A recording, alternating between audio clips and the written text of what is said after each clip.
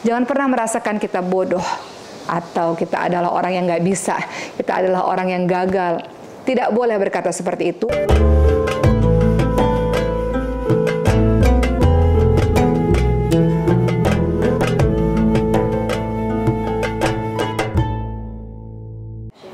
Assalamualaikum warahmatullahi wabarakatuh. Allahumma salli ala sayyidina Muhammad wa ala alihi wa sahbihi ajma'in. Sahabat sekalian, kali ini izinkan saya untuk bercerita tentang Ibnu Hajar al-Asqalani. Nenek moyang Ibnu Hajar al-Asqalani berasal dari Asqalan, Palestina, di mana Ibnu Hajar al-Asqalani ini lahir di Mesir dan kemudian belajar di Mesir dan berkelana ke berbagai macam tempat untuk menuntut ilmu. Beliau adalah seorang ulama terkemuka dari mazhab Syafi'i.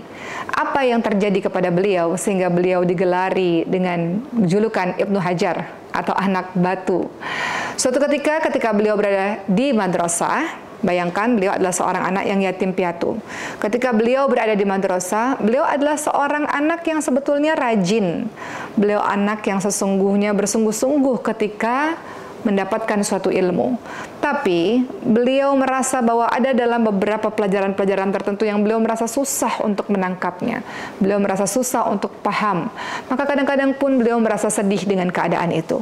Kenapa teman-temanku yang lain cepat dalam memahami suatu ilmu, sementara ada beberapa ilmu yang aku tidak paham, yang aku tidak tahu. Suatu ketika Ibnu Hajar al-Asqalani keluar dari sekolahnya dan kemudian berpikir, mungkin aku tidak mau lagi melanjutkan pelajaran-pelajaran di sekolah karena aku tidak juga paham dengan pelajaran-pelajaran ini. Kemudian pada saat itu hujan rintik-rintik turun dan Ibnu Hajar al-Asqalani berjalan jauh sampailah beliau berteduh di dalam sebuah gua. Pada saat itu beliau mengamati air hujan yang terus menetes di atas sebuah batu.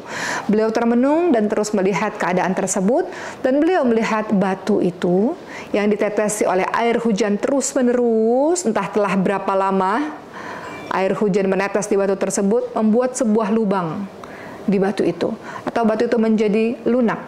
Kemudian Ibnu Hajar berpikir, batu yang keras saja bisa lunak apabila ditetesi air terus-menerus, apabila ada konsistensi di situ, apabila ada tindakan yang terus-menerus di situ. Apalagi kepalaku, otakku ini tidak sekeras batu. Kalaulah terus-menerus, pelan-pelan, istiqomah, diisi dengan berbagai macam ilmu dengan penuh kesabaran, pasti juga aku akan bisa menerima ilmu itu sebagaimana aku lihat batu yang terkena air, lama-lama batu itu menjadi lunak.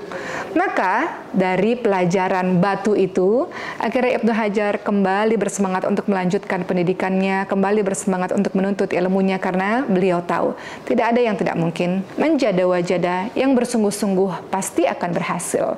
Nah, sahabat sekalian, dari kisah ini kita bisa mengambil pelajaran banyak sebetulnya, yaitu untuk terus bersabar dan istiqamah, konsisten, tekun dalam menuntut ilmu. Tidak ada ilmu yang bisa didapatkan dengan cepat, dengan begitu saja, dengan belajar sekali langsung bisa. Semua ilmu memerlukan yang namanya proses untuk kita bisa paham. Seperti yang terjadi kepada Ibnu Hajar al-Asqalani. Beliau orang yang rajin, dan Masya Allah, tahukah teman-teman semua, orang-orang yang rajin, orang-orang yang tekun, itu akan lebih hebat dibanding dengan orang pintar yang malas. Maka insya Allah, dengan kisah ini kita semakin bersemangat. Ingat firman Allah Subhanahu wa Ta'ala. Allah Subhanahu wa Ta'ala berfirman, A'udzu billahi minasyaitonir rajim. Innallaha la yughayyiru ma biqaumin hatta yughayyiru ma bi anfusihim. Allah Subhanahu wa Ta'ala ingatkan kepada kita, Allah tidak akan merubah nasib suatu kaum sebelum dia sendiri yang merubahnya. Artinya semuanya ada di tangan kita.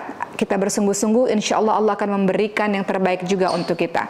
Bersemangatlah terus dalam menuntut ilmu, sahabat-sahabat sekalian. Jangan putus asa, jangan pernah merasakan kita bodoh atau kita adalah orang yang nggak bisa, kita adalah orang yang gagal.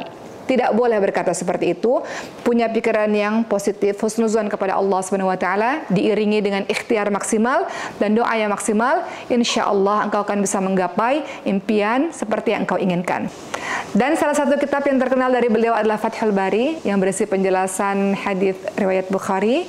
Mudah-mudahan kisah ini memberikan pelajaran untuk kita semua, dan bersiap-siaplah menjadi orang yang sukses dunia akhirat karena mencintai ilmu, dan fokus konsisten dalam menuntutnya, insya Allah.